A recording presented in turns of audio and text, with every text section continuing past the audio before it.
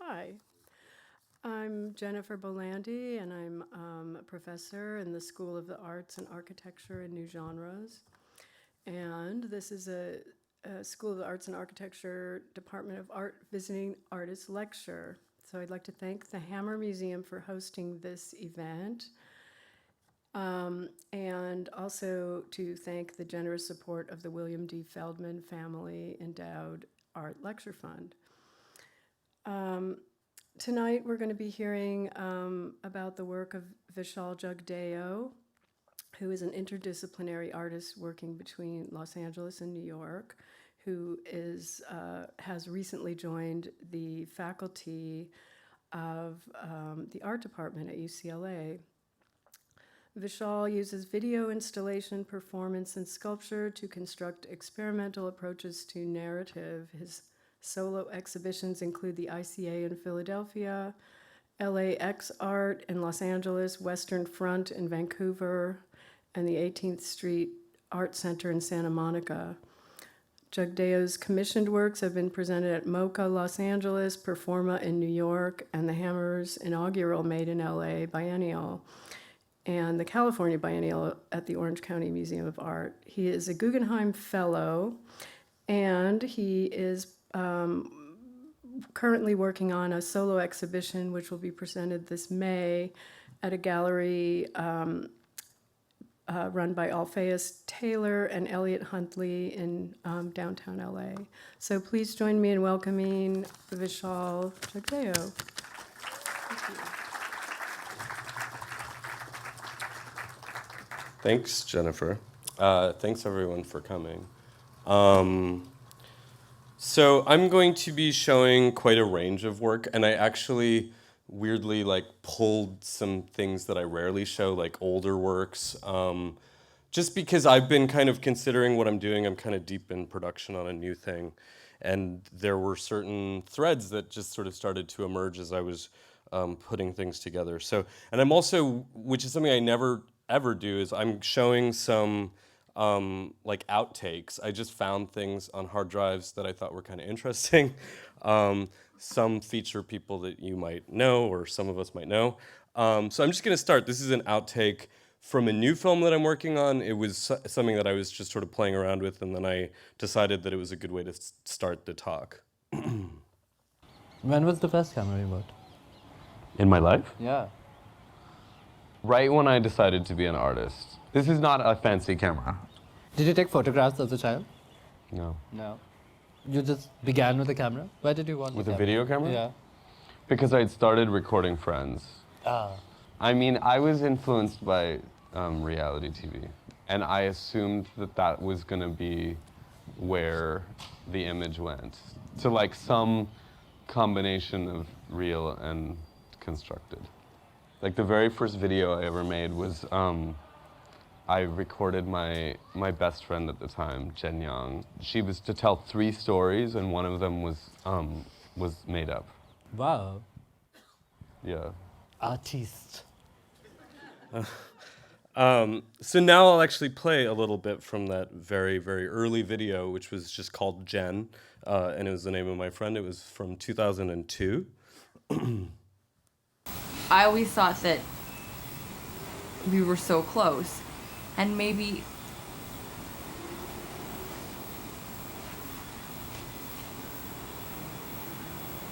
one day, could end up being together, or something like that, down the road. So I did have a really good weekend this weekend, And which was kind of I wouldn't say that surprising, 'cause I thought that before we overshadows my feelings finalized or something, happiness or at for him. least, But have one big confrontation. But it kind of feels maybe that I've it also actually totally turned out to be a super, super good time, which lost a was, part of him too. yeah, unexpected but totally nice. And that's one unfortunately, side of we me didn't that do any, I'll never know myself. because every single night I was occupied with this really annoying puzzle. But yeah, it was definitely interesting. I mean, 3 nights and 4 days with melody handling. It was kind of enlightening, I must say. As to my sisters as individual people. Like, for example, wow. Elena is definitely a total yuppie, and like the way that she yearns for certain things and certain things to be a certain way, like she aspires to that actually, is quite interesting. So I kind of pulled that out recently, like the last couple of weeks, because it just occurred to me that I have all these documents actually of people in my life, and this kind of ongoing theme of recording friends. There's nothing sort of more to it than that. I mean, you'll see in my work that it obviously unfolds in different ways, but I'm gonna just show, this is actually from my thesis show. I know probably some of my graduate students are here and thinking about their thesis shows, and I've actually never shown this in a lecture. I kind of didn't think too much about it after I made the work, but I thought I would show a clip of it. It was called A Piece for Leaky Ears, and it's from 2007.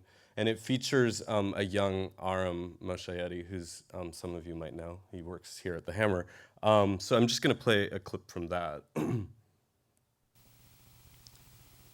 He ordered, "Get up off the floor, you scoundrel. What use are you to me down there? Get up and get back to work." I couldn't do it, though. I was so tired, worn out, beaten down. There I was, slumped over, doubled onto myself, my heart racing, but I was frozen. I couldn't do anything. I couldn't open my mouth. And if I could, what would I have said?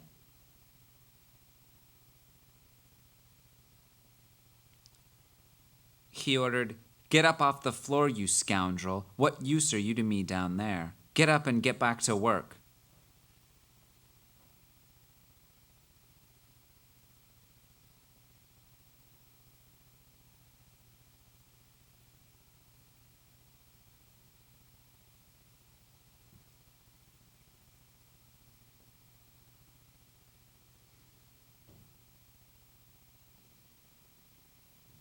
I want so much from you, but I don't know how to ask for it.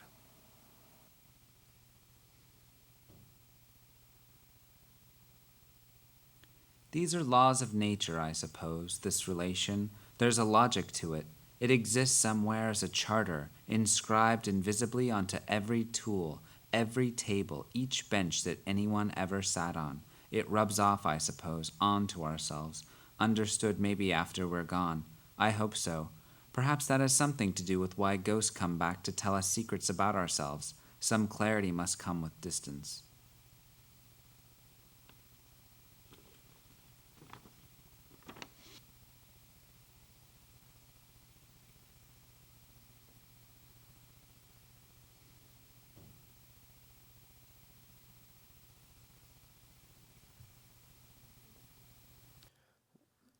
So there's a feature of my work that for a period of time, and it's not always the case, but starting kind of around this time, like when I was in graduate school, I started experimenting a lot with language. So you'll see that there's scripted works in the selection that I'm showing you tonight, and then there's things that are completely unscripted. So, but there's been this kind of ongoing interest in relationship to language.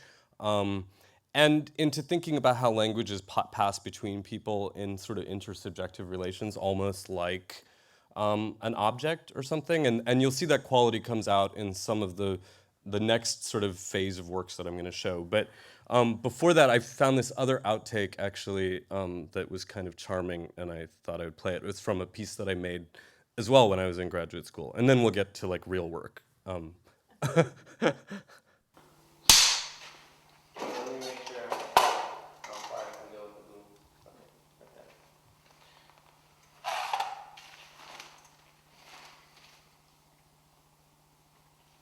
An associated cold front will trigger thunderstorms and hail, with tornadoes possibly breaking out in some locations. Disarray in the home is the same as disorder in the world.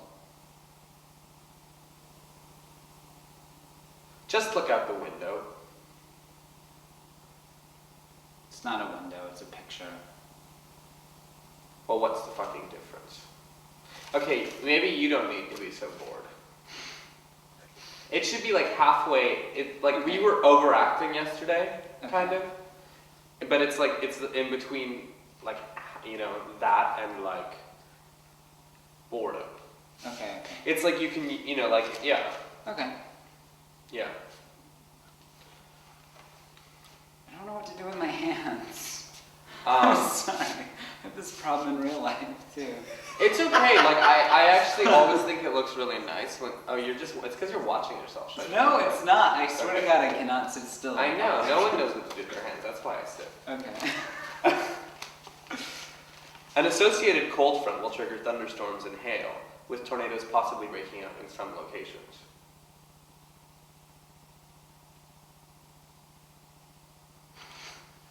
I just started thinking about it.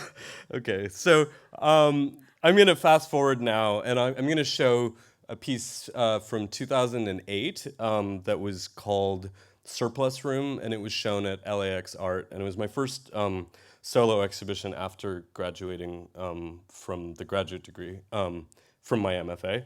So I'll play a short clip, and then I'll show you images of the installation.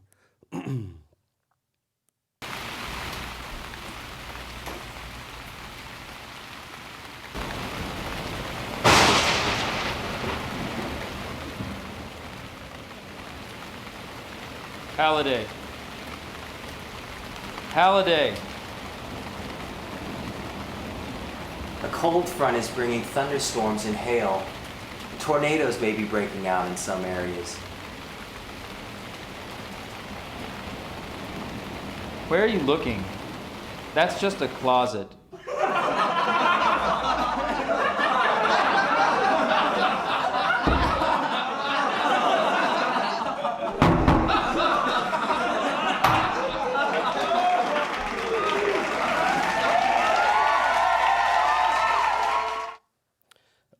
So that was shown, the video, it was an 8-minute video loop, and it was installed in a room that you would enter into, and there were these sort of sculptural arrangements in the space. And I realize I have this.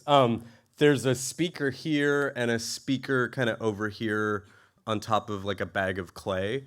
And so when the video was playing, the sound would kind of come like out of the back wall, but then there would be these sort of moments in between where you would hear voices of myself actually as one of the voices that would come out of this speaker, and then the actor that you see there facing the camera, his voice would come out of here, and he was actually my partner at the time, Billy Wright, who is in a lot of work that I made over the course of our 8-year relationship. Like, we kind of worked together throughout. So, and this was the first. He was actually like trained as a comic actor. He was like a sketch comedian, and this was sort of a shift in my work to kind of working more with better production, as you can see. Like I worked with a cinematographer for the first time and recorded sound somewhat properly.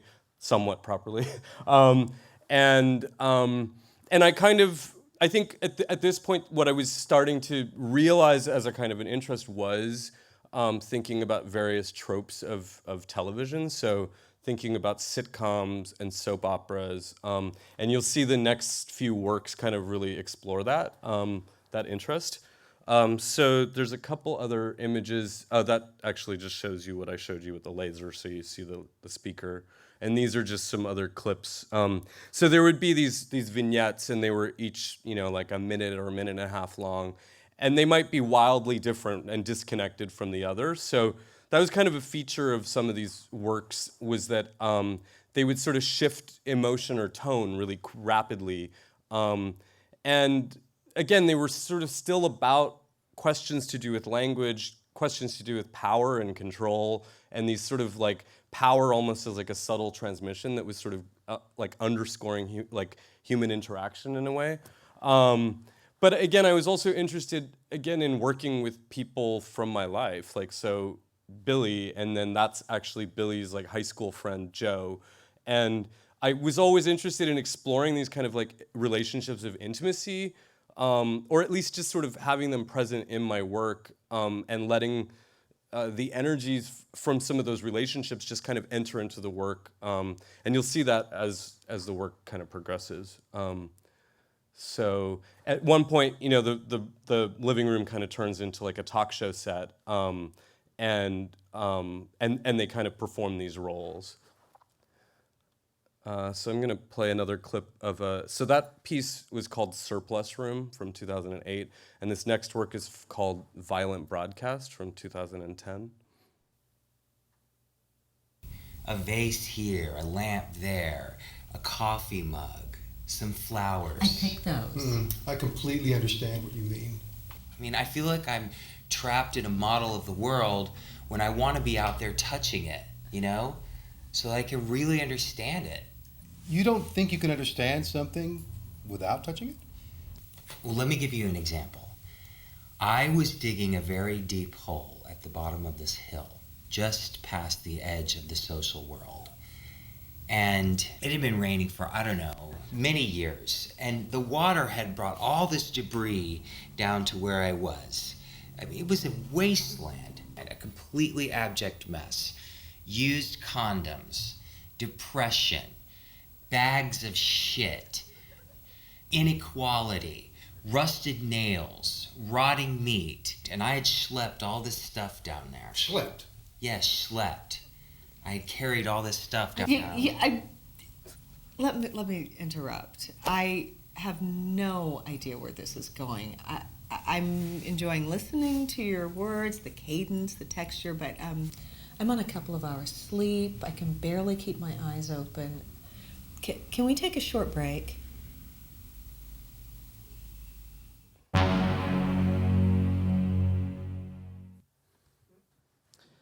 So that work was presented on a large sort of custom screen that I built that I kind of thought looked almost like a billboard or something. Like I was sort of interested in this. I think I was starting to think a lot about public culture, like television as public culture, but also like how we kind of meet one another kind of in the social field or in what's thought of as the sort of public world. And again, this was structured similarly to Surplus Room, where there were these sort of vignettes, and that you would just sort of piece them together over time. And if there was any kind of narrative or story, it was actually just coming as a result of of sort of watching these characters kind of progressively build up, just by these words that I had them say, or these sort of short scenes that I had them enact. So these are some other moments in the video. There's like a massage takes place at one time, and these were all constructed with these works were made within sets that I built in my studio. So I've always been interested in approximation, and so the idea of being able to just approximate what a television set might kind of look like, but then also like be willing to sort of see it sort of deconstruct. But again, I've been interested in these sort of like devices or these methods or tropes by which we kind of by which meaning is sort of or how meaning is constructed, like looking at these kind of various devices or tropes or things that we're really sort of used to seeing, and then making them strange in a sort of a way. And again, the method in terms, I've never like just cast actors. People always sort of come from my life in a way. So again, that's Billy in the middle, and then his best friend, Cynthia Bond, who's on the right, and then her really close friend, Mark Espinoza, on the left. And these are all people that were trained as actors. Mark actually you might recognize Mark from the original 90210. He was Andrea's boyfriend. And then Cynthia Bond was in, like, she kind of had an acting career, and now she's a novelist. And yeah, I was just always interested in seeing what would happen when you bring together people that actually know each other and have like deep familial bonds, like if that energy kind of translates. And you'll see this sort of interest in the familial or the space of intimacy as it's kind of like intersected in a way with distancing in a sort of a way that kind of becomes a continuous theme. So that's just at one point, the guest is asked to kiss this globe. So this is a work from 2011 called Stage Design for Disassociation, and it was presented at the Witte de Wit in Rotterdam. And this is the installation as you see it, and again, there's a little speaker kind of embedded in this black roll of carpet, and then another one in this like coffee urn. And this was a thing that I kind of worked with a few times, was when you're watching the video, which would be over there, sorry, I really like this pointer. When you see the video, sound comes from speakers, I can't remember where the speakers were placed, but it sort of sounds more kind of environmental. And then at these other moments, you hear voices come from these objects, like the objects themselves are speaking. And I was really interested in this idea of just placing voices inside of inanimate objects. I mean, you'll notice through my work, and I often do this when I give a talk, is I kind of forget to talk about my relationship to sculpture or object making or objects. And I'm not sure that I ever think of what I do as sculpture necessarily, but I'm interested in using real things from the real world to kind of make statements as they're arranged in space. So I guess that's kind of sculpture. But I'll play a little clip from this. So Cynthia, Yes, Patty. when did you know that it was over? Ugh, it was over way before it was over. You know how you just have like this sense about these things? Like you can just, you just feel it on some profound, very super real level, like exponentially real, deep down beneath the surface of like every day. I mean, it permeates your sleep. It floats somewhere between you and every person that you encounter in your day. Yes. Your dog, your neighbor. The glow just becomes more and intense. And at certain times, you just start to develop like this connection to it, as though it were this concrete, tangible presence, like there, a thing in the world, you know? Yes, and then it was all over. How sad. How utterly sad. Well, come on, you know what they say about loss. Once something's gone, poof, it's just gone. But you know, it just what it does is it leaves behind this gaping hole where the thing once was. It's Right. Let's play a game. Okay. Okay. Close your eyes. No, you have to close both eyes. Okay, Cynthia. Okay. Now I want you to imagine something. Okay? Are you ready? Yes. Okay, great. I want you to imagine that everything you've ever loved, everything you've ever fought hard to acquire or achieve, everything vanishes. What are you left with? At one point, she has a bit of a breakdown. That's an amazing actress named Patricia Scanlon. She was on that HBO show Getting On, I think, the one that takes place in a hospital. And these are some other images from the video. I think I was intending to explain the part with the sound after, which is why this slide is here again. But you know, when I made this work, I'm very unplanned with my work, actually, even though what you end up seeing might feel like it's actually structured. A lot of the structure really just comes out of kind of, you know, I don't know, like I really just take chances with things. So in this case, you know, I thought I was actually going to make a sound sculpture, and so I had these two actors come over, and that's why they're being recorded on these voiceover microphones. And then like a day before we shot, I was like, oh, do you mind if we film it? And I brought in somebody to film it, and then in the end, the footage was so interesting that I was like, I couldn't imagine not using the footage.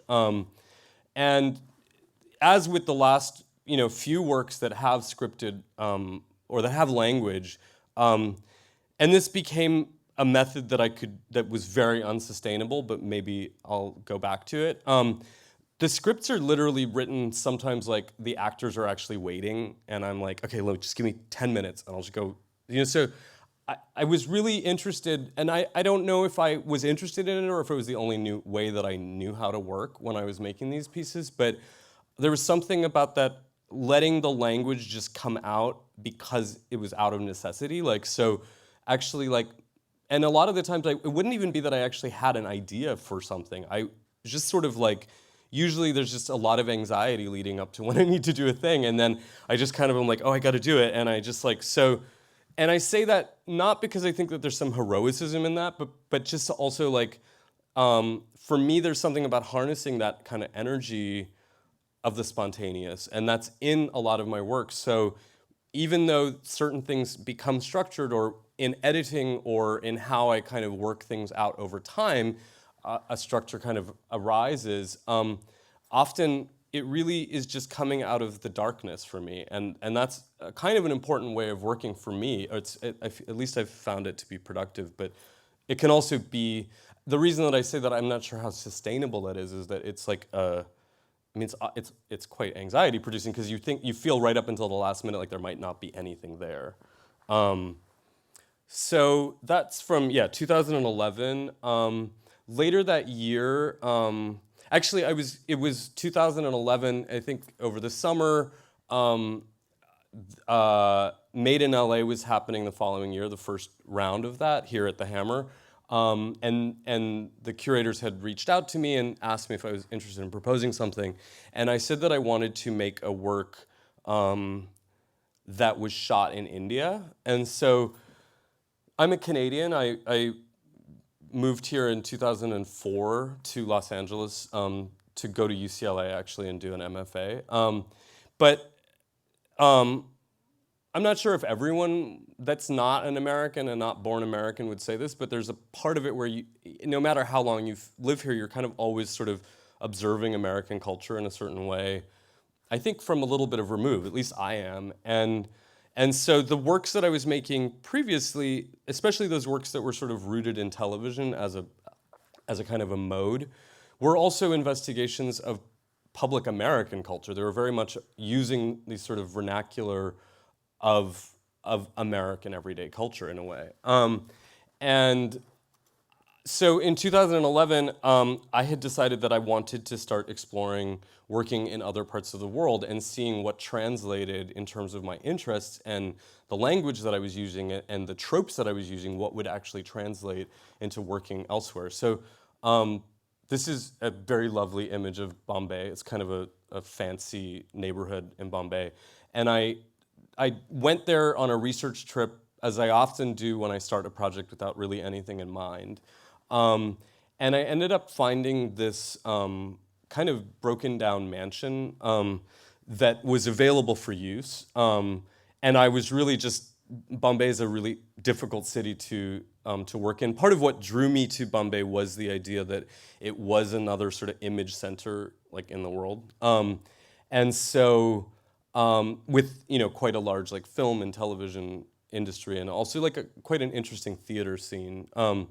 And this was the first time that I actually did just end up casting people and sort of putting together the set in a different kind of a way, working with a producer, because I found it very difficult to work there as a foreigner. So I found this mansion, and I was mostly kind of just drawn to it because of the stories that the walls of it told. There was all of the sort of stories, I could use this again, all the stories of the kind of the colonial history of India that were just sort of there. So, that it was just so interesting to me that you would have in the same room Buddha, images of the Queen, images of Christ, images of the Zoroastrian prophet. So this was a Parsi family, a Hindu god, a Sikh deity. That was just really interesting to me that the walls had all of this kind of sort of texture, and I love the color green. And so then I had a place and I had a cast and I had to figure it out in the way that I made all my other work. So I assembled the cast. Again, like we brought a printer to so that I could like quickly write these scripts and then we could just like, try them out as we did. So the cast was made up of mostly theater actors. The woman, actually, in the clip that I'm showing you, you see her a little bit. The woman in the back, named Nisha, was a dancer and had never acted, but I knew that she would kind of understand like blocking, and she would understand the stage ultimately. And then Kavita Srinivasan was a young actor. Namit Das was also a young actor, and Anahita Oberoi was like a theater director and actor.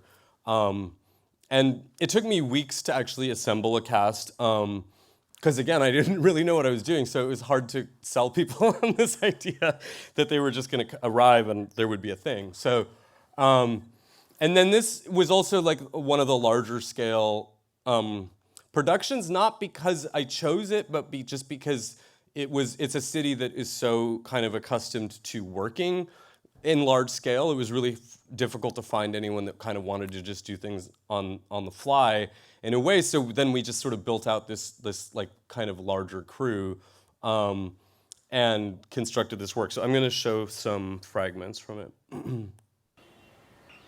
इन रास्तों पे खून के दाग दिखते हैं इस इमारत की नींव मुर्दों की बदौलत है ये नदी आंसू और पसीने से बह रही है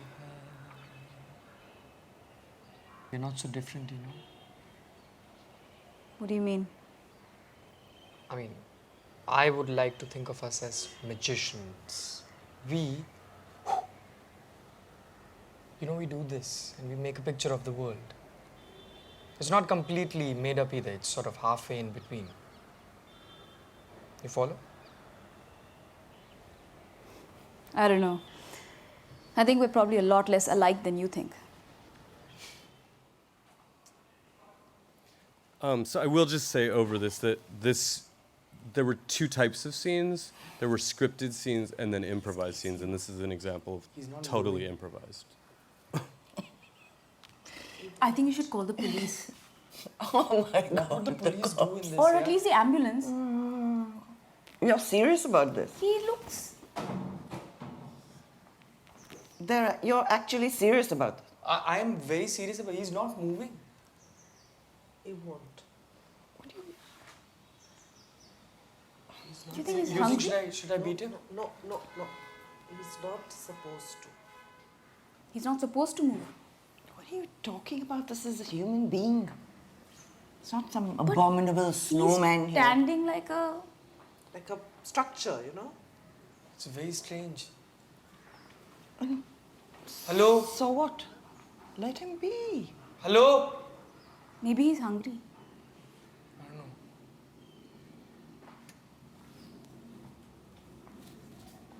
You don't think It's this is very OCD, weird. is it? Listen, the thing is, I don't like the way he's looking at me right now, okay? He's not really looking at you. I just don't like it. Leave I just it. don't like Why don't the you way move he's from looking that at me. position? I don't like it, okay? Just move. Snap out of it. So that it's actually a long, it was at that time I think the longest work I'd made. It was about 24 minutes was the full edit. And as I said I kind of spoke over it for a second. There were scenes that were very scripted, and where the actors had learned lines. And then what I would do at the end of every day of shooting is we would just run the camera, and with no direction, actually, no notes, no direction. I was just sort of like, I mean, in a way, I think I was trying to work out a way to kind of give some kind of agency to these actors, so they weren't just like having to perform these words that sometimes really didn't mean very much to them, and also because I'm not a storyteller, so often the language is quite abstract, and so I realized that I had these really gifted performers and that I could actually like give them opportunities to kind of to find themselves through the act of improvisation, and then the work was shown actually upstairs next to the vault gallery. There used to be like a video gallery. I think it's kind of now been made into, it's a part of the larger exhibition space upstairs. But this was in the video gallery, and it had these objects that that were mechanized to move. So this was like a wall that would rotate at one point during the piece, and it's a bit dim to see it, but there was like a clothesline that went across the top of the room, and like a sheet of paper would zip by at one point.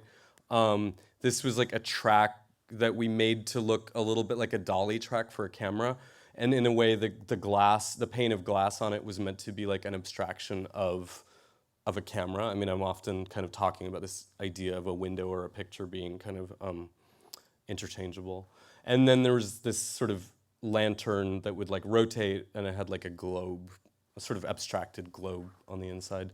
And they weren't like wild movements, but I thought of them as sort of parentheses. Again, this kind of relationship that my work has to, I guess, to thinking about language and different structures of how meaning is made. And I sort of saw that there would be these moments as I was editing the film where I was like, oh, this is a totally different feel. Like I almost feel like the whole room shifted.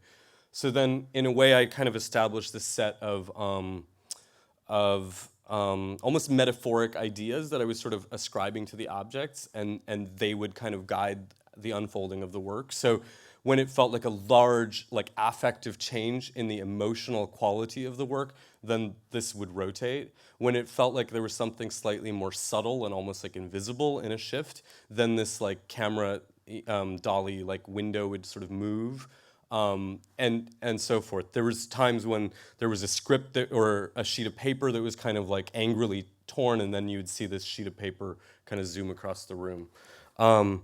And again, as I sort of said earlier, it's like I never totally have the language to talk about some of the more sculptural or my relationship to objects. And again, for me, I'm interested in what they do in relationship to the moving image. Like I'm interested in how the objects exist kind of in a space of theater, and you can see that my work is very related to theater. And theater, to me, I mean, it's a lot of things, and I'm not a theater person, but a lot of what it's about is is about presentness and about the room in the air in the room at the time. You know, it's about what's happening like in the given moment. And for me, when I made this work, I was very well aware of the fact that it was going to be attended by an audience of Americans, kind of seeing this sort of like this place, you know, on the other side of the globe, right? And I wanted to kind of bring the attention to how there was this, how what you were watching were actually images from somewhere else, and that the room that you existed in was in one place and the images were from another place. And so that's kind of like emphasized or foregrounded by the objects. And these are some other images, just so you get a clearer sense of the room. And actually, Billy was also in like 2 scenes. I just wanted this like white guy to show up, kind of for no good reason. And also, Billy was with me in India, and while we were shooting, I was just like, oh, I think we need you here. Just like enter this scene. So, but I mean, I say that sometimes I say things really flippantly, but actually, there's a little bit more of a reason for it. Like I was actually really, to me, if this family, like if you imagine them to be a family, they're living in this mansion. Like you start to ascribe certain. You know, there's obviously markers of class and of other things, and to me, for a group of Indian people to have like a white American friend, it also like marked them in a certain way in relationship to class. There's some other details from this work. Like often the way that I work is there's a collection of ideas, and some are very important to me, and some kind of are like just there energetically in the work. And my parents are from Guyana, South America, and you'll see in the next work, I'll show a piece that I made in Guyana. But our ancestors are from India, and they left Calcutta over the 1800s. In various waves of migration kind of took place. And this family, the house was actually owned by shipbuilders that worked for the East India Company, and they constructed the ships that took goods back to England, but also that took migrant workers to various parts of the globe. And so for me, it's not really there in the work, but it was just an interest of mine that I just sort of projected this fantasy that this family built ships that took my ancestors, across the globe.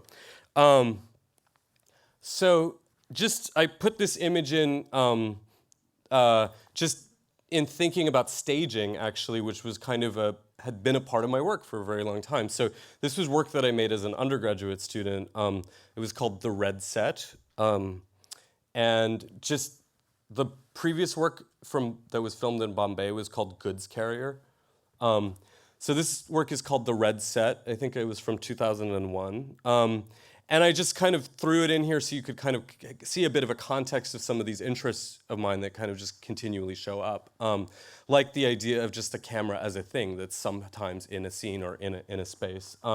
So when you entered this space, there would be a camcorder that looked like it was just sort of like live. And then when you kind of looked at the LCD, there would be these shadows or other things that would kind of create a disjuncture between the image and the actual space. And this was another work that I just like to look at. This was called A Room with a TV Tuned to Nothing from 2001.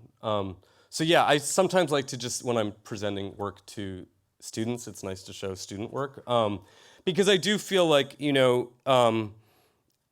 as an artist, you always kind of are looking back at your work and kind of thinking about where things came from and where ideas originated, why there are certain aspects of the work that just you keep kind of returning to.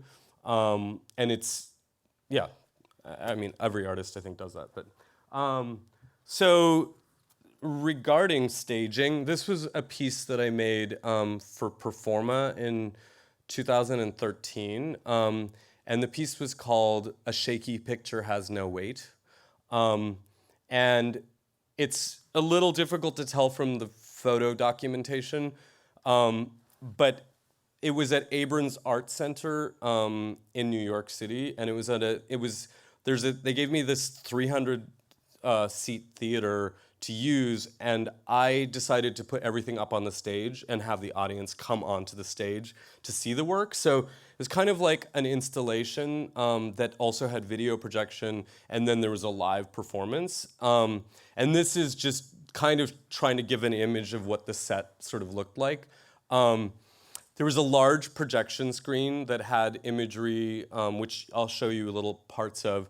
And then behind the screen, I wanted to perform live, and so it's myself and Billy, my partner at the time, and we occupied this kind of like almost like backstage space behind the screen. And when there were live moments, there would be a light that the back of the stage would get lit, and then you would actually see us. That's a mirror that's reflecting our image forward. So there are these mirrors that kind of moved in relationship to us being live. And so no matter where you were sitting in the theater, you'd get a reflection of us or just fragments of reflections of us.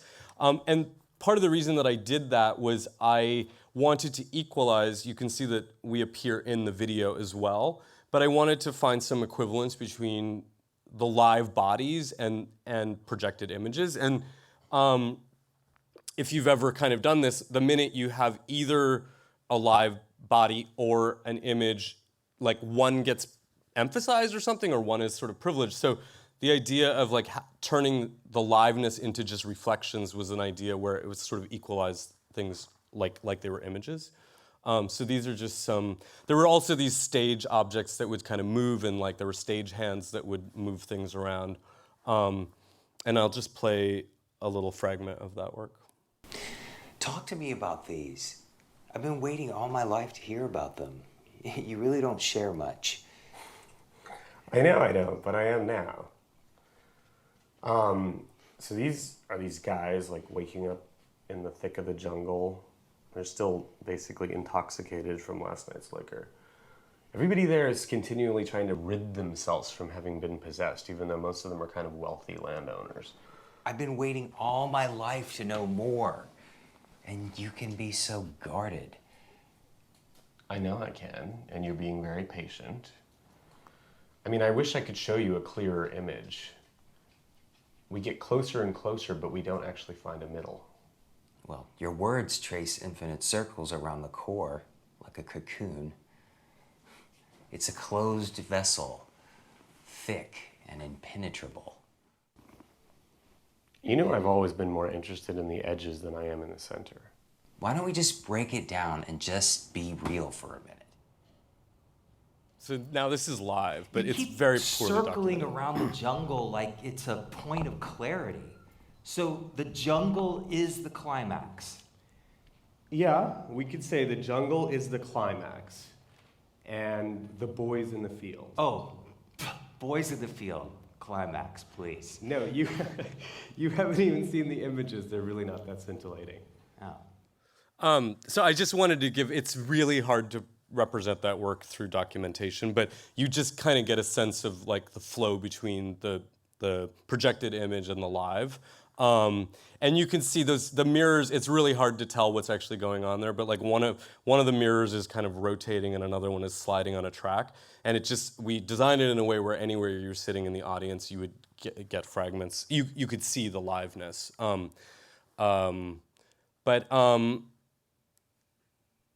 Actually, I'm gonna go back. Yeah, this work, it was kind of complicated. I had filmed it. I went for a trip over the summer to Guyana, and I hadn't been since I was like a 2 or 3. And I shot a lot of footage. You're not actually seeing a ton of the footage from Guyana. I actually kind of find it a bit of a problematic piece actually now, like years later, because there's, in a way, it's very much about this distinction between this like Silver Lake apartment and this kind of gay domesticity, and then this kind of almost like raw documentary style footage that was shot in Guyana. But I think, again, it was 2013, and I think like time changes and one's relationship to their work changes or something, but there's something about this kind of ethnographic or quasi-ethnographic kind of frame that happens in this work that I was making comment on, and I was sort of interested in kind of unpacking. But it's funny, I've kind of like, since then, I'm sort of like, well, that's not really the way to do that. But, you do what you do. And I like the piece. It's just, yes, I had sort of complicated feelings about it when I was putting this talk together. Okay. So then I'm going to cut forward. It's 8:27, so I will make sure that by 8:40 we're taking questions. In 2016, I traveled back to India, and I actually wanted to make a work that was a continuation of Goods Carrier, which I showed you, or related to that in a certain way. And I wanted to go back to making a scripted work and to working with performers. And so I was casting, and I made a kind of a research trip, and I was casting, and then one of my friends was like, my friend Vikram, you should meet. Vikram's not an actor, but I think you all are going to really hit it off. And so I met Vikram. This is Vikram in 2015 or 2016. And Vikram at the time was 27 and was a poet and a PhD student.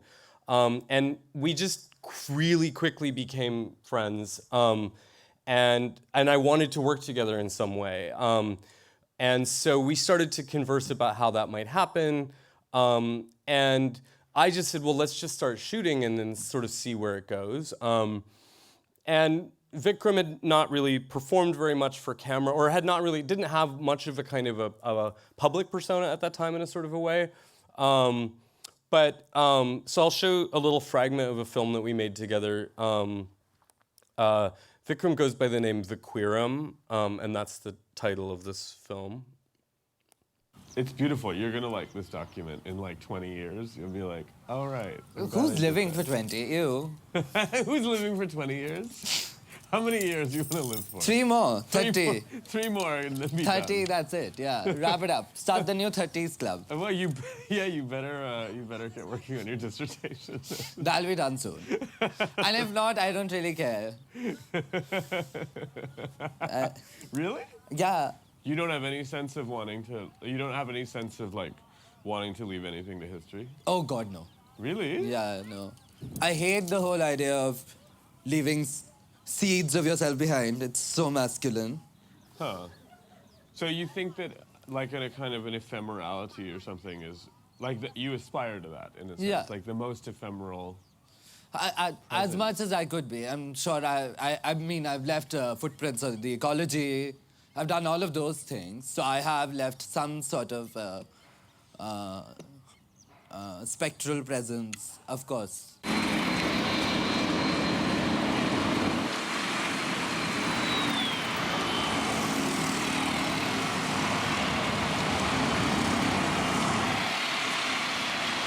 You were talking yesterday about aging. Yeah. I mean, so you do think about like. Yeah. a Also 50-year-old because like self. I see people around me who were young and queer at one point and are not anymore. And they're alone. I mean, my mother's one of those people as well. I think she was queer in some sense. She lived her life as a single woman, raised 2 kids. She fought structures of class, of patriarchy, and various other, of sexuality, etc. in her own way. And so I see all of these people who are single, alone, etc. and not necessarily with networks around them of even queer kinship that will sustain them. There is no infrastructure for sustainable queer kinships. It's not so much that people don't imagine other kinds of relationships. It's not that they don't have any. I think what sustains a lot of people in at least this city are friendships that just happen, queer or not. But how do they sustain themselves? How do they last? How do they find more meaning than simply being around for each other, and especially in times of crises? If queerness is about precarity, it's precarity of various kinds. It's not just patriarchy, it's neoliberalism, it's caste, it's lack of families, it's all of those things. And so, yeah, why am I talking so much again?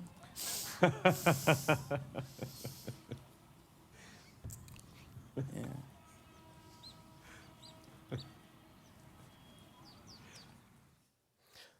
So when I shot that in 2016, I edited it into this film that I kind of continued to work on for a few years because I couldn't quite get it right. Like, it never really worked in that way.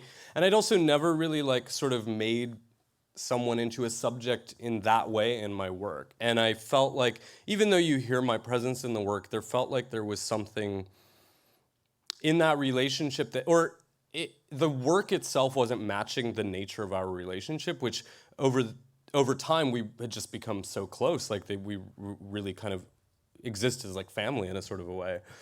So then I went back a year and a half later and I said, let's keep working together, but I would like for this to be a collaborative project. Like I don't think of myself as the filmmaker and you're the subject, but there has to be a different way. And Vikram was totally game because I think we just really loved being around each other and finding ways to work.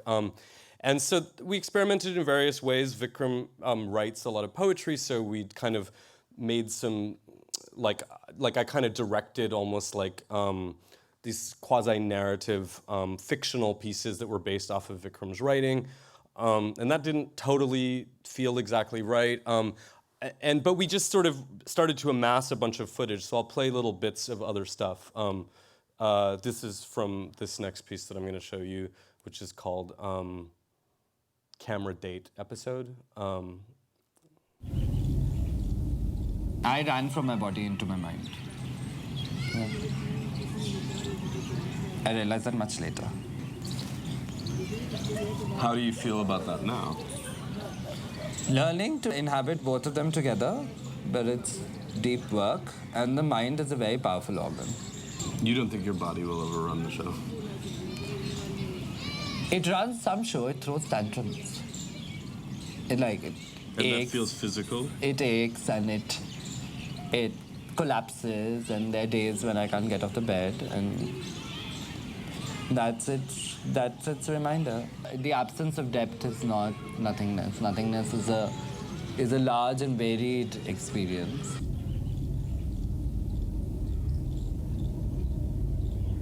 Like, for example, if you were to think about depression, so the idea that you should move on would be your liberal self-help kind of book, and your psychoanalyst would be like, let's go back.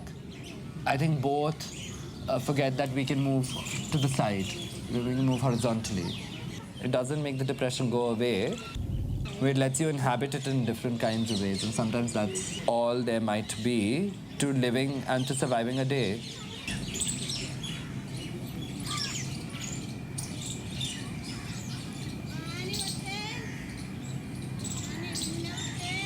It just thinks that lives are transparent, that they can kind of enter and go out. You like to think that? No, I don't. I like opacity. I much prefer opacity to transparency. Yeah. Because that's the only real thing. The only thing real about us, the only thing true about us is our opacity.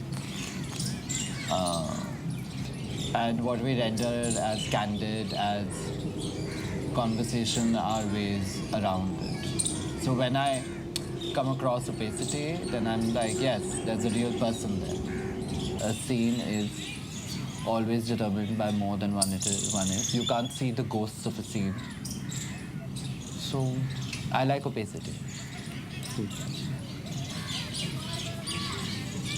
I mean, a mirror is a mirror because it's opaque on the other side.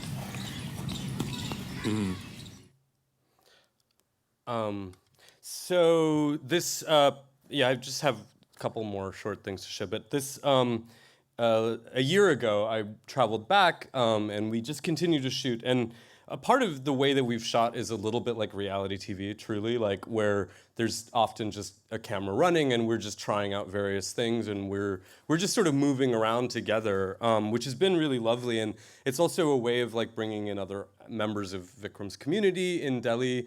So this is Queerum's best friend Dhiren, who sort of is now a character in the work, and then. So yeah, there's some other images. And then we ended up kind of also shooting with this group of students that Vikram works with in Bombay. And I'm trying to work that out right now. I'm gonna show a clip from some of this new, of the new film that I'm working on right now. It's still very much in production, so I'm kind of showing you kind of looser edits.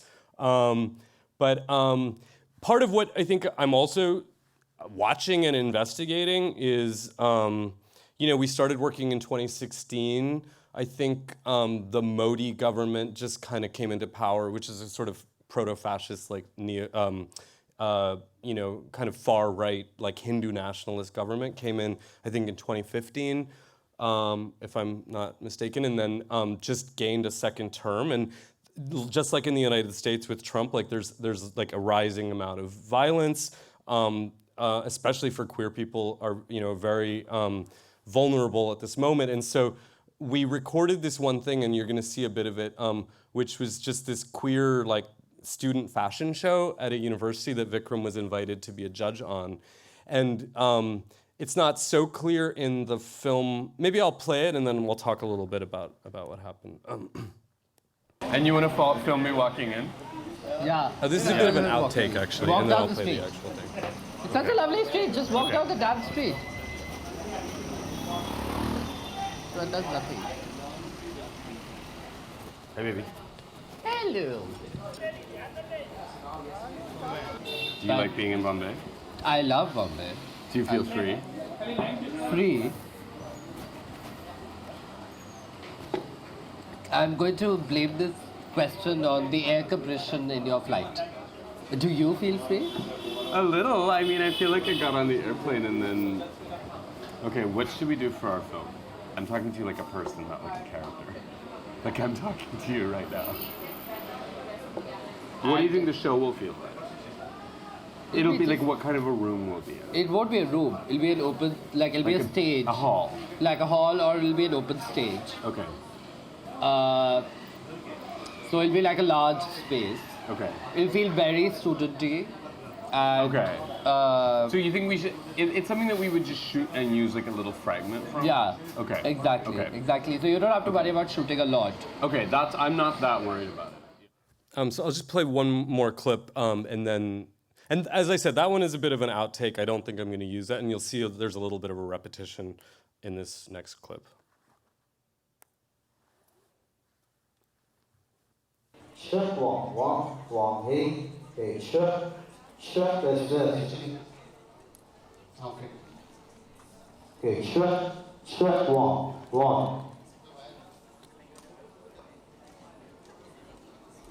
It'll be an open, like it'll be a stage. A hall. Like a hall, or it'll be an open stage. Okay. So it'll be like a large space. Okay. I should just check with them about whether I can bring a camera. As it is all about celebrating the bodies while embracing the kinks and desires associated with it. So please let's welcome Team 2 on stage.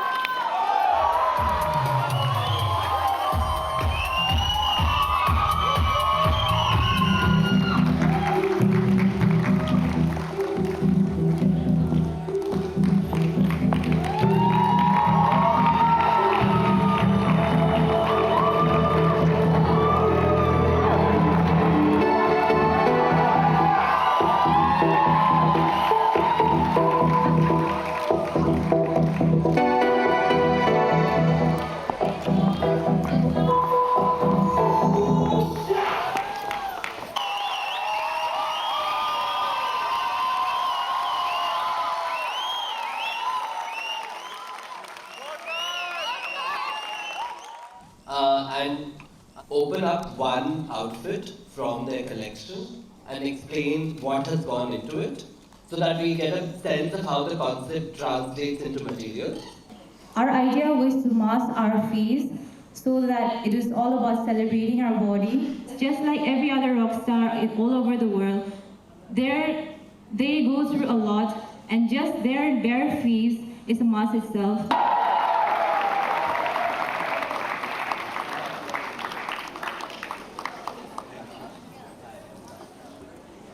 Of course, to all of you, but from what I've been hearing about what's been happening in the last 2 days, and a certain kind of population was sitting right behind me, who clearly had certain kind of agenda against it. But I could not help but see that even they were enjoying themselves. So it is clearly to the credit of this organizing team. No longer are we in a time where we can say that when we get a threat, that it is not real. I think they know this. So what is being referred to in that last bit was, so I didn't actually know that it was going to be a very big deal. We just sort of took some cameras and went to shoot this thing. And then it turned out that they had been doing like a kind of a queer conference, I think. So there were several days and there were all these different events. But there was a right-wing student group that had been protesting it and had been like online bullying. And it actually was getting kind of like there was this threat that violence was around the corner. And all over India in the last several years, there's actually been a lot of examples of this. And so it was this kind of crazy event to kind of film, because there were these big factions of like these right-wing people that came in the audience that were trying to like boo this event. And it's such a sort of, as you can see, kind of quite innocuous, or, it's a charming like student event. But it was sort of like, again, we see this through various eyes. And of course, like, I think at this moment within Indian culture, for these kids to be able to like kind of to be expressing themselves in that way and to be speaking openly about queerness and about using their bodies and about kink and about sexuality and things like that. Like, it's not like this has been a very long-standing part of culture within India. So a part of what I've been documenting, I think, with this project, and you know, I'm kind of wrapping it up this year, and I'm going to show these new films in the spring. And then maybe there will be further work that we do, but a part of what I'm documenting is partly what's happening in India with this sort of rise of this kind of fascist government, and then also just sort of seeing what's happening as the queer actual culture within India shifts and changes. So I'm going to leave it there. Thank you, and we can take questions.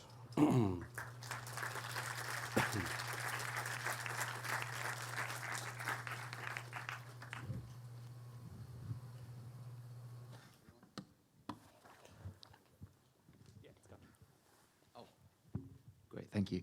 How much interest do you retain in exploring, I guess, a kind of mass media culture, which was obviously present in some of the earlier works, and I guess looks like it's kind of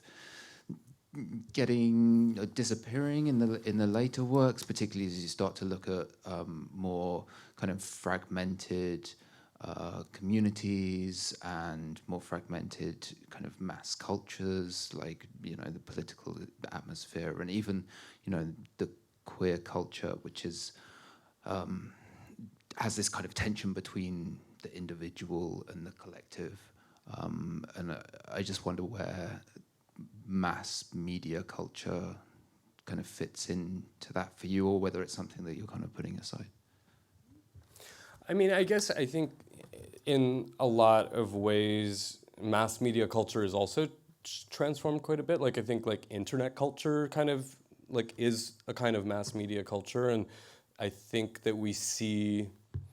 I mean, I think it's a very different time than it was in like 2007 or 8 or 5, 6, 7, 8 when I started making works that were more overtly kind of looking at like television culture or something like that. Like, I think television also changed. Like, I think television includes documentary now, and it includes, you know, a ton of like reality in a way. So, but I see what you're saying. Like, it isn't as much of a focus for me. I think the whole world changed, and I became an adult. Like, I think that there's something maybe that also happens when you're younger. I mean, and that's not to discredit younger notions or something, but like, it's like, I think I was able to observe the world from a kind of a different vantage point or something, or observe sort of, you know, aspects of mass culture in that way. And then, I think it's a range of things. I think I continued to work, and my interests sort of maybe became a little bit more nuanced.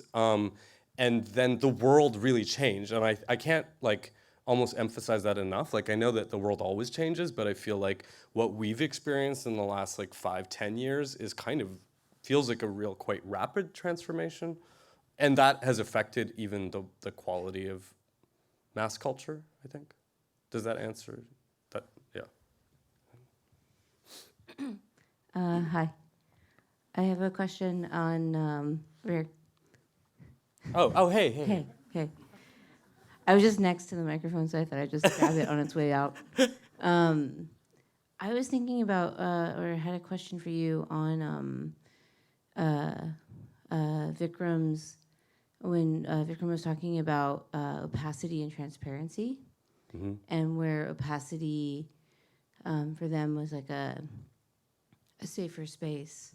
And I was wondering, like, in that, what you thought about that and its relationship to your work, where you're obviously like dealing with opacity and transparency, and what you're revealing or not revealing, or how you're playing with reality television, or like these other like themes or ways of like presenting these stories. Just curious, yeah. I mean, I think what's interesting there is that Vikram's also referring to me, like, kind of not by saying, but also saying like, you could turn a camera on this park and on everyone here, but like Vikram's actually kind of being a little bit critical of me in the moment, but not in a way that I think but kind of like, hey, you can't just like film something and expect that you're getting the truth. Like you're getting a constructed reality or something, which I think is something that I'm aware of, and I do think I work very much between like opaque and transparent, and I like to toy with it or something like even in what I'm showing you tonight, like these outtakes or something, like they really feel like you're seeing something very candid, and so that I'm giving a kind of a transparency in a sort of a way, and I am, but they're also their own frames, and they're also their own images that have a kind of a purpose in my work. So, I mean, I think what I often say about my work is that it feels like I explore the poles of like intimacy and distance in a really like I move between them kind of really rapidly. But in another way, I think that's how a lot of people have to actually choose to live their lives, right? Like it's we live differently for different people and around different people, right? So and the necessity to be able to be opaque or to be unavailable is actually kind of a survival strategy that I think a lot of us have to use at different times, and then maybe we use candidness to be approachable, or to or we could even feign a kind of transparency. Like you see that a lot, like in kind of like in contemporary culture, like this idea that people are always sharing or like oversharing or talking, but it's like, are they really actually letting you see into who they are, or is that also another kind of guise? But I don't know. Hi. Oh, hey. So you kind of answered the question that I was formulating just now, but there were two comments that I thought in your talk were really interesting. The first one was with the piece with the mirrors. You said you were trying to sort of level the hierarchy of image, the screen, and the live performance. And then later, you said you wanted to, I can't remember the words you used, but I kind of took a meaning from it, that you wanted to reveal sort of the hierarchy of subject and filmer. So I'm kind of interested in why that's important to you. What would that give to the viewer to have that exposed in the viewing process? What would it give the viewer? I don't really know. I mean, I guess I'm interested. I mean, I guess I could answer this in a kind of like a roundabout way, which is like, I think this idea of collaboration has kind of been there in my work, I think, for a long time, and trying to construct kind of images collaboratively. And of course, like there's been times when I really am the director, and even Billy, my ex, people would say, "Oh, you guys collaborated on this," and he's like, "No, this is not a collaboration. He's the director. I just like come in and do the thing," and which, I mean, I don't know how I feel about that, but in terms of from the viewer's perspective, why is that important to me? Like about this kind of like undoing a hierarchy or something between. I'm not. Oh, I didn't hear that last bit. I'm sorry. I guess just to be clear, like you're clearly interested in sort of leveling the hierarchy, but I'm interested. Are you trying to expose that there is a hierarchy, or is there something else that you're exploring when you do that? I think it's a really interesting idea to reveal that there's something that happens in the with context when you have a live image and a still, or like a recorded image and a live image. Mm-hmm. That was a very interesting point. I was just sort of interested in why you tried to do that. What's important to you about leveling that hierarchy? Mm-hmm. I guess I don't really know, actually. It's just something that I'm interested in and I do. I mean, and in a way, I guess, like, I'm not sure that there, I think what you're referring to is when I said, like, if you see a live person and an image, there's, like, one gets privileged in the experience or something. I think that's true, but I also think that that's untrue. Like, I think that they're doing different things. I don't know how much I'm interested in, like, in a question of what's where in a hierarchy between image and liveness, or but I am interested in what's in a question of hierarchy in terms of a subject of a video and a filmmaker. Like, I think that to me is interesting to kind of continually sort of deconstruct in a way, because I think that we have to move towards ethical forms of filmmaking, like around documentary or ethnography. I think that there are ways for us to explore that. But then, having said that, I also don't think that. I also think that there's something to be said to being a director and kind of learning how to be a director, and so it's something that I kind of battle with, I think, a little bit. But I know I didn't answer your question, but maybe we talk after it. Yeah, thank you. Anyone else?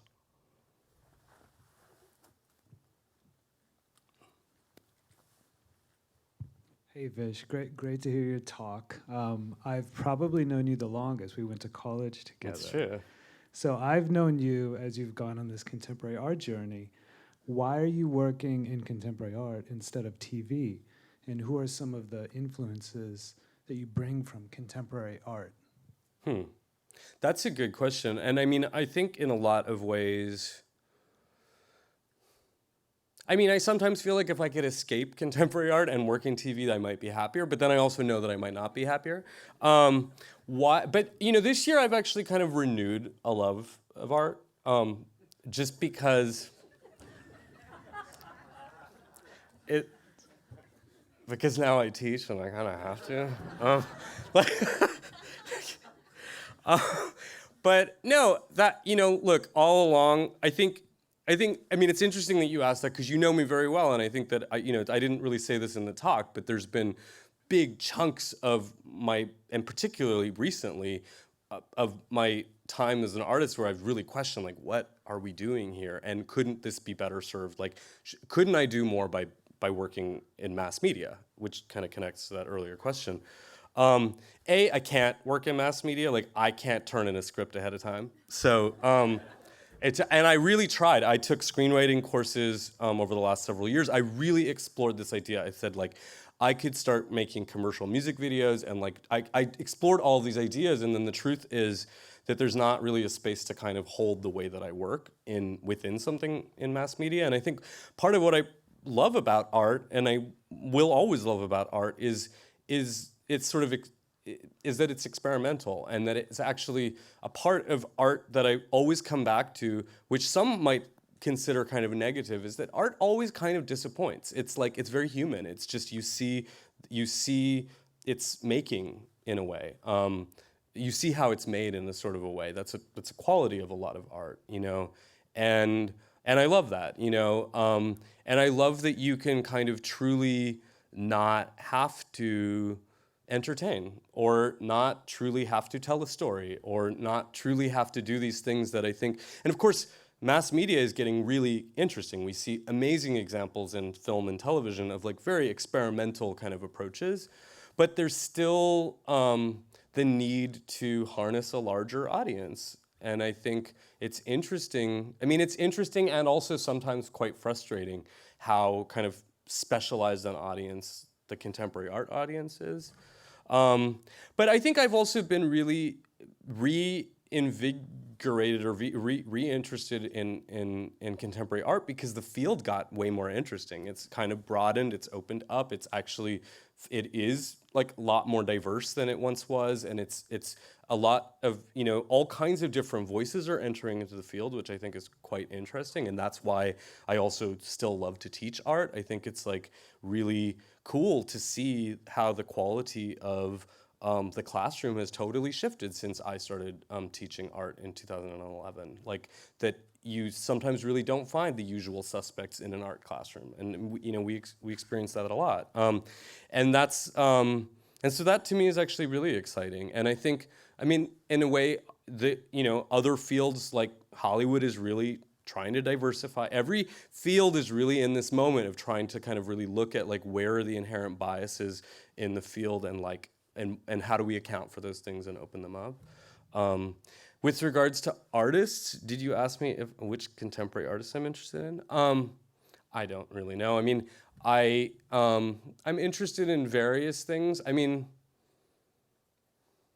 the funny thing is that, yeah, I do enjoy art, but sometimes if I'm thinking of things like that I'm really drawing from, they still are often from television or from theater or from these other sorts of spaces.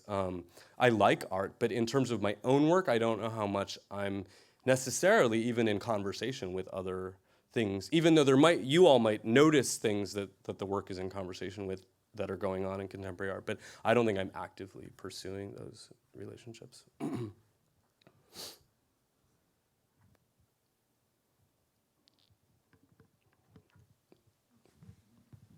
Hey, Vish. Hey. So I'm interested when you were asked to be in the Made in LA show, you had an automatic... Wait, say it again? When you were in the Made in LA show, or asked to be, you had this automatic response to want to make work out of this country. So I'm interested in your relationship to tourism and tourist culture, if that is a point of entryway for you as an artist. I mean, that's a great question, because I think what I've been thinking about in my work in both Guyana and India, but I tend to work a little bit more in India, is that I do think that it hasn't been theorized totally, I think, in one place, but this idea of the diasporic gaze, which is a gaze of its, so I think I've been really interested in that, like what, it's like, because I work with quite ease when I'm in India, and because I have a group of people now that I'm working with, but, a part of our intimacy and our relationship does actually also emerge from because I'm a diasporic subject of India. So, and I'm interested in that gaze or that perspective, because it's different, obviously. It's like, it's both inside and out. It's kind of both intimate and distant. It's both, it's these, it sort of holds these two things together. And I think there's some interesting work that's being made in that regard. I mean, I think we're still, even though there's been sort of diaspora studies and things like that for maybe 20, 30 years, like in academia and stuff, I think we're still formulating certain ideas about what the relationship is to, because what I've noticed also is, like, so many of my students are making work that's concerned with their often with their relationship to diaspora. And if I'm not, of course, I was educated in a time that was closer to the 90s when there were also those investigations going on. But I think what's interesting is that we're really seeing people kind of carve out new space for a voice, I think, within the field of contemporary art, like right now, that is being asked to kind of accommodate some of these perspectives and actually and understand them as sort of more central to like ideas about how one experiences the world or something. I mean, does that answer that? Yeah. So, but I do think it has a relationship to tourism. I do definitely think that it's an outsider gaze, like when I point my camera, and I think I mean, you've seen that there are instances where you do see like just images of people, but I really try to only use that when it's with a kind of a framework around it. And like with the students, we got permission for that. With the park, it's not quite the same, and that's something that I kind of think about. But, yeah. Maybe one last, or I don't know. You all know what time we have to. Oh. Okay. All right. Cool. Thank you.